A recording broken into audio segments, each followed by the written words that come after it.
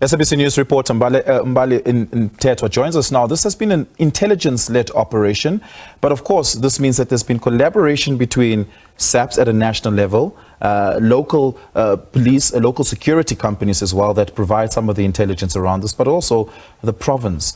What do we know about the information flow that had led to this interception?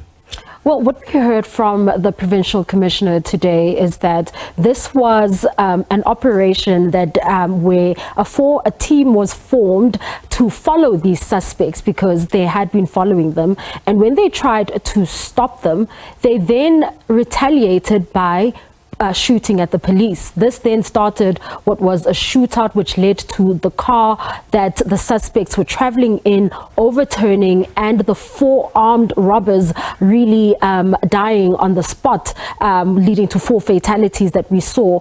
The vehicle was overturned for a period of, I think we were there for a good 3 to 4 hours. Wow. It took some time for the police to be able to remove the remains of the 4 suspects, given that they had to do it in a safe manner and in a manner that would ensure that the vehicle does not catch fire while they are removing the remains. It took some time. The first 3 were quite easy to remove. We watched as the officials, EMS services was also on the scene there for any eventualities, and they were also involved in the retrieving of the remains, and the 3 were quite easy to remove, but the last one was really somewhat tough. And it took a little bit more time to remove the final one. It seems as though they were sitting in a very awkward position and therefore could not really be removed through the boot of the vehicle. For clarity here, the cause of death of the suspects, is it because of the shootout? Were they shot dead, or is it because the vehicle overturned?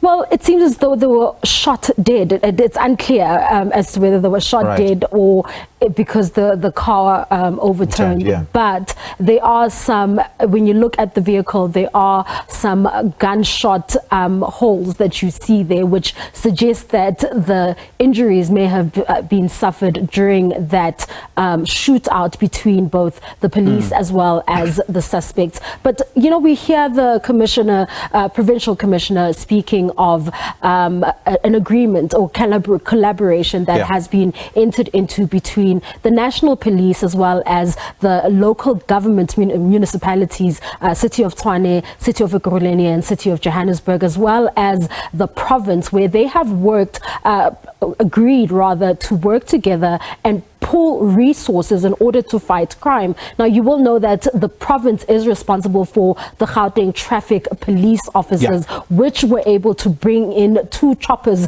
to the scene of the crime. We also saw Ekurhuleni Metro Police also on the ground, who were there to ensure that, you know, the scene is not tampered with and that there is no traffic that then compromises the scene and the investigations that were then being undertaken by forensics on the ground. And we also saw as well as private security personnel also on the ground, who were also quite key in terms of ensuring that this operation was successful. This is not the first time that we've seen the police really seeming to, you know, turn the corner when it comes to crime prevention, as well as just apprehending those who are caught in the wrongdoing. We saw in in Roodepoort at Clearwater, that very scene that played out on social media where someone took a video of that. The police, in a jewelry store. Yes. To that, this was an intelligence-led operation. The planned crime never actually happened.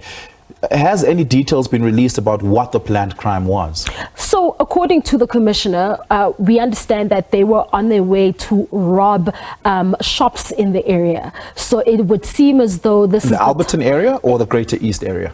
Maybe, well, it's unclear as to where exactly they were going, but I mean, it would seem as though they were going towards any area around Alberton, in the Alberton area, because they were caught on or intercepted on the Alberton area, and or maybe towards Johannesburg, because the road is actually going towards Johannesburg. It's unclear where exactly they were going, if they were going towards Johannesburg. Just lastly, do we know Alberton. who the 4 suspects are? Have their identities been released? No, their identities have not been released. Okay. The police have not shared that information information. They're not divulge that information with the media. However, they are really pleased with the work of the police and the fact that they've been able to combat crime, and they have sent a very stern warning to all wrongdoers going into the festive season not to involve themselves in criminal activities, as they will face the full might of the law. Yeah. Mbalenhle, thank you so much for that. Really do appreciate it.